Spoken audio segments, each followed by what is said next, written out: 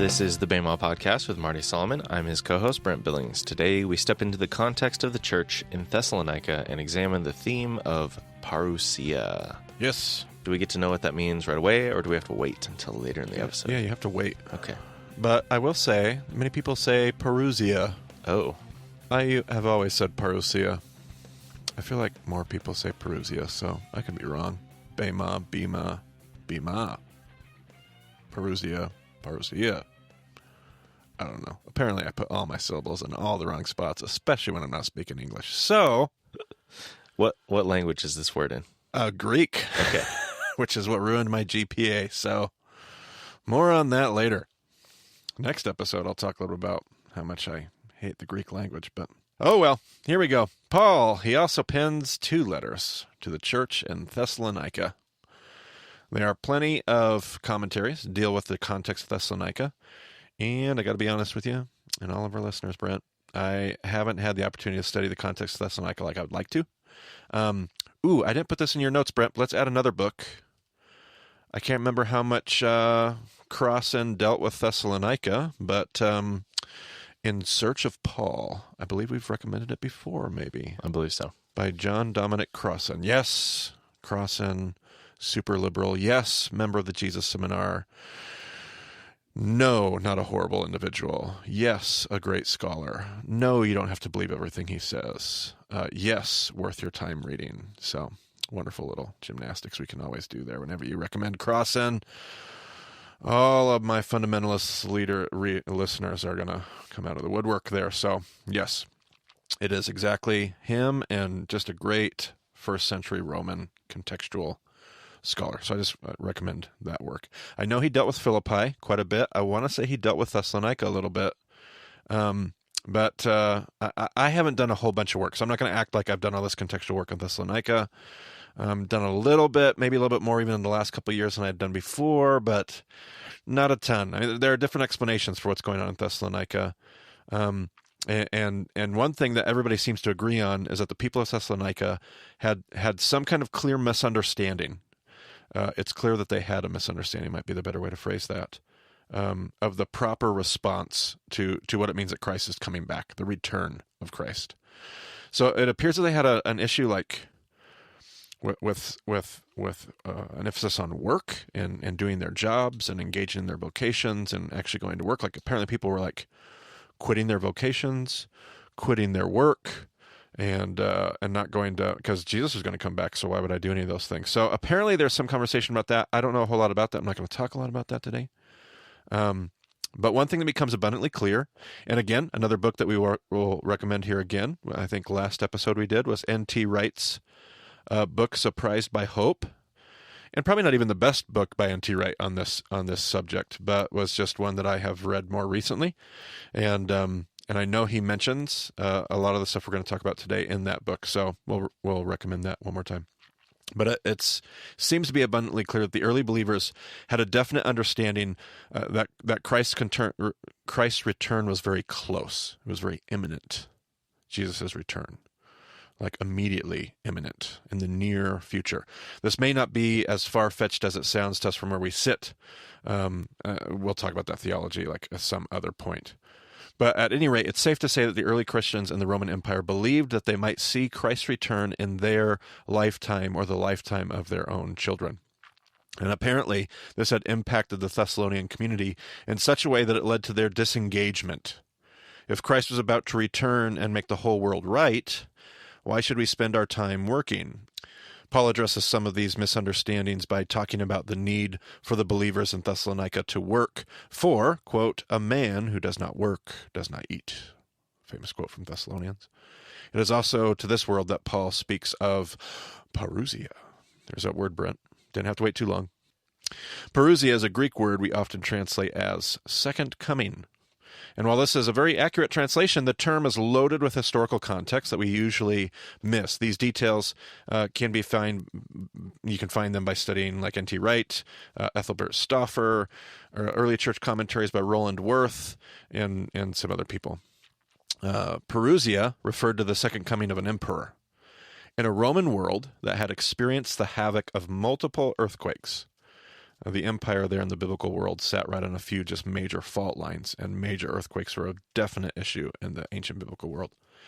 And we've mentioned that already before, and we're going to talk about it a lot more into our study on Revelation and those kind of things as well. But the Roman Empire had experienced the havoc of multiple earthquakes, and the emperor, after an earthquake, would make a visit to the city. You could think of how, in a modern-day setting, you might see our president visit a disaster zone, that kind of a thing. After surviving the extent of the damage, the emperor would leave behind a large sum of money that the people of the city would use to rebuild. In today's language, we might call this like some kind of a bailout. Like the city's destroyed because of an earthquake. The emperor comes in, surveys the damage, and says, "I'm going to leave behind, 30 million sesterces to help you rebuild." And everyone knew that emperor who left behind whatever sum of money, everyone knew that the emperor would return one day, and you would have to give an account for what you did with his deposit. Like, he left all that money. He was going to return. He was going to have a second coming. He came once to do what, Brent? What was he doing the first time? To survey the scene. Yes. To make an assessment of things. Absolutely. So he's come once to do that, and now he leaves behind money. So he's going to come back again for a second coming. And everyone knew the emperor would return, and he would want to see what you had done with everything that he had left behind. This return was called a Parousia. And we know that Thessalonica experienced at least 2 of them in the first century, which is unique. A city may or may not have experienced one Parousia, and I won't say that Thessalonica was the most Parousias at 2, but having multiple Parousias in your city is very unusual. But Thessalonica had at least 2 of them in the first century. According to historical record, there appear to be common themes experienced in any given Roman Parousia. One of the first things that we know is that the emperor would arrive to the sound of a loud trumpet, as the stories are told. As soon as the lookout of the city saw the emperor's entourage, more like a small army, arriving in the distance, the call would go out. The city would not want to be caught with Caesar banging on their front door. You would want to be ready for his arrival. You didn't want him to knock on the gates of the city saying, "I'm here." You wouldn't want to know he's coming from miles away. And so you let the city know that was coming, that those city lookouts would sound the trumpet. When the emperor arrived at the city, he would pay the obligatory respects to the dead. Now you've been to some Roman cities, especially in Turkey, Brent. And one of the things that we've looked at is what sits inside, oftentimes the main city gate, and if not the main city gate, one of the other main city gates. But what is it that often sits right inside the main city gate there to Roman cities? Was it like a cemetery? Yeah. They would often call it the necropolis, the city right. of the city of the dead, the city of death. It's the large cemetery. It pays. Why do you put that right inside your city gate? Because it pays respects to all those that have come before you. In the same way that we honor and pay respect to places like Arlington, you would do that in your Roman cities to pay respects for those people that had built the life that you now enjoy in that city. So in the ruins of those ancient Greco-Roman cities, there's often seen a graveyard just inside or sometimes just outside the main entrance to the city. And so after the emperor pays his respects there, and I kind of think of it, we always have kind of like the PR photo op with, on certain holidays where they're laying the wreath at Arlington or those kind of things. Same kind of idea in the Roman world. So after the emperor pays his respects, arriving at your city, honoring those that have come before, the people of the city would go out to meet him. This meeting has a very particular reference in the Greek language. It's not just a phrase in the Greek. It's actually used repeatedly throughout Roman history to talk about this unique meeting. And the Greek is eis apentason. Eis apentason. This meeting was referred to as eis apentason, to go out to meet. The goal is to go out from the city, to meet with the emperor with joy, and to take him by the hand and show, not literally, you don't take Caesar by the hand, but you take the emperor figuratively by the hand, and you show him the city and the great work that had been done in his name, in his honor, of course. And so you wander him around the city, and he left 30.5 million sesterces to rebuild your city. And so you want to take them around and you want to say, look at how we've rebuilt this university. This gymnasium was leveled to the ground in the earthquake, and we've rebuilt it. And actually into the apse, we've added an entire new floor into the apse of the gymnasium. And we've actually erected a huge statue to you, Emperor whoever. Emperor Nero, Emperor Trajan, Emperor whatever. We've added a new way to honor you in this new. And in fact, we had a little bit of money left over, and so we built a brand new water source, a fountain in the middle of the city square.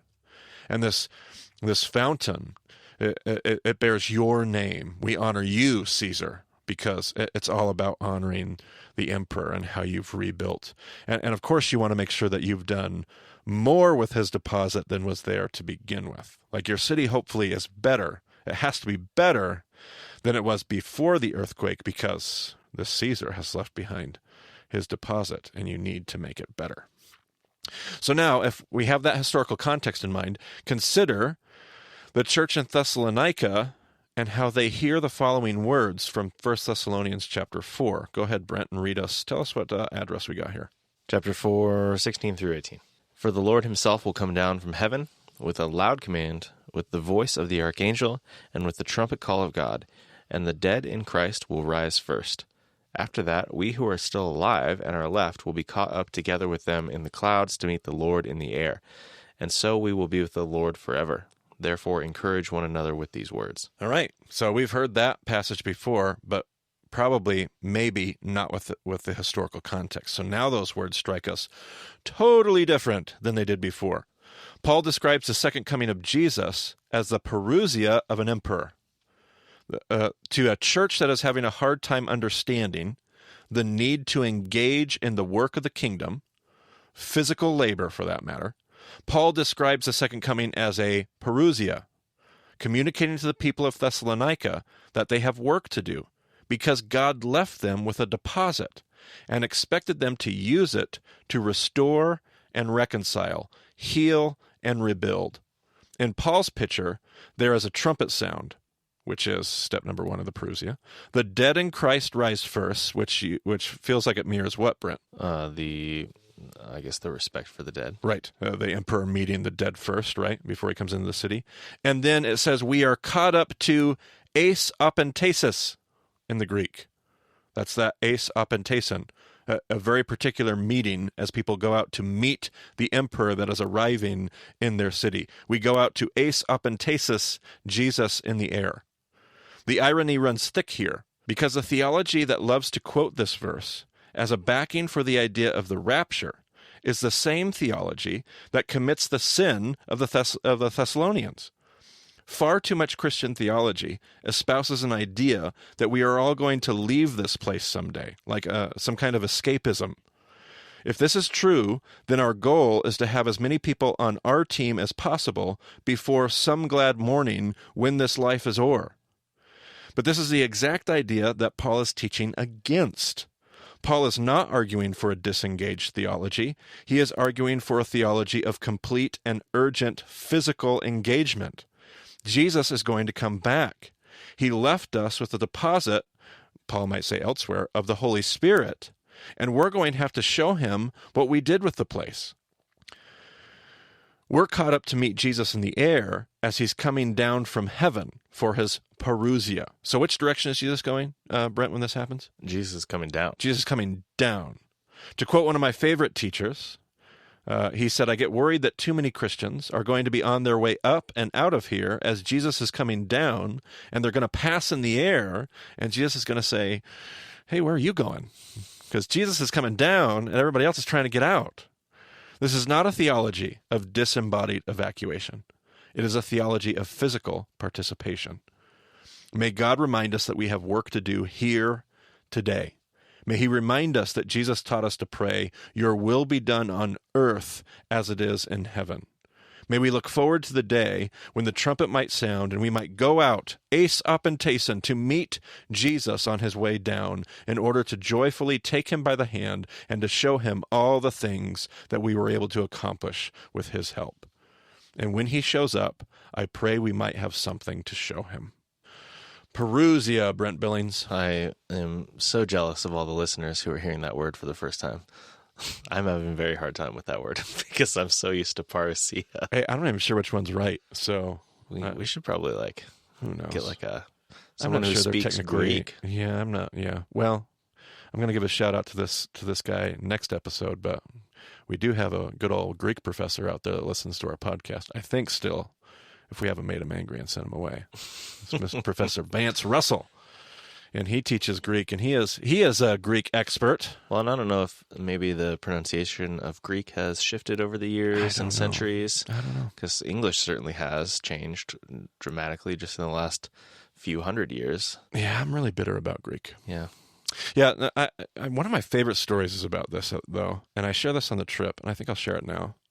My teacher, Ray Vanderlaan, he was on a trip once with, I don't know, should I share his story? Is it okay to share his story? I mean, you're telling it as his story. As his story? Not Sure. taking it as your own story. All right. So Ray had this trip that he took with a bunch of young life leaders over in Turkey, and they were at a village that I've actually been to. It was before I had been to that village, and they walked into the village, and the whole village just kind of just went crazy. Hospitality. It's that Middle Eastern hospitality we talked about in session 1. And they just pulled out all the stops, and they made them all stop, and they made them dinner, and they tried to refuse it, but they just had to show them this hospitality. And so they had the group stop there, and they ate dinner, and the mayor came out, and the mayor had this bright white suit with this white hat on, which you've been to Turkey, that would probably stick out. Yeah. That's going to stick out. But he was the mayor. He was the mayor of the city, and he was just so proud. And so he wanted to show them all around. One of the things that he showed them is this school. It's this one room. Like, it's not a big school. It's a one-room schoolhouse. Like I've seen the schoolhouse. It reminds me of what you would see in like a place like you see pictures of Africa and those kind of things. It's just a one room. Apparently, according to the story, it was just empty. Hardly anything in it. No books, no desks. But it was their pride. Like, it was a small backwater village, and in Turkey, and they loved their kids, and they wanted to educate their kids. Well, the leaders, they were like, Ray, we want to help this village out. Like, we want to do something for them. And typically, you don't want to leave behind gifts. You don't want to try to pay for their hospitality. It's horribly offensive. But in this story, he said, sure, why don't we take up a love offering, and whatever we can gather here right now on the spot, we'll leave behind in an envelope, and see what happens. And so somehow he said this group of young campus ministers, young life campus ministers, these are not rich people. I can tell you as a campus minister, they're not loaded with cash. Somehow they collected like $3,000. They leave this money behind. And this is huge, like $3,000 in that world, in that village. This mayor, he could just pocket the cash. He could do all kinds of stuff. Like, there's a million things that could go wrong, but they just trusted that he would do the right thing, and they just left the money and went on their way and never heard, didn't think they would hear from him again. Well, a few years later, Ray was walking in the same kind of region of Turkey, and this small pickup truck is kind of, a little quarter mile away on the other side of a field. And all of a sudden the pickup truck like screeches to a halt. And out of the pickup truck jumps this guy, and he starts running across the field, and he's in a white suit with a white hat. His name was Ollie Oltentop. Was the name of this mayor. That is a fantastic name. It is, which actually means golden dome, if I remember, like golden head or something like that, in the Turkish language. And so he's running across this field, and he finds Ray, and he says, Ray, you have to come. You have to come to the village. You have to come. And Ray's like, it's kind of, I wasn't planning on going to the village this time. It's kind of out of my, okay, well, I'll make it work. We'll be there in 2 hours. And so he says, excellent. He jumps into the truck, and he takes off, peels out. 2 hours later, they show up at the village, and the whole village, it's like Macy's Day Parade. Like, they've decorated. There's like music. They've got brass instruments out of nowhere.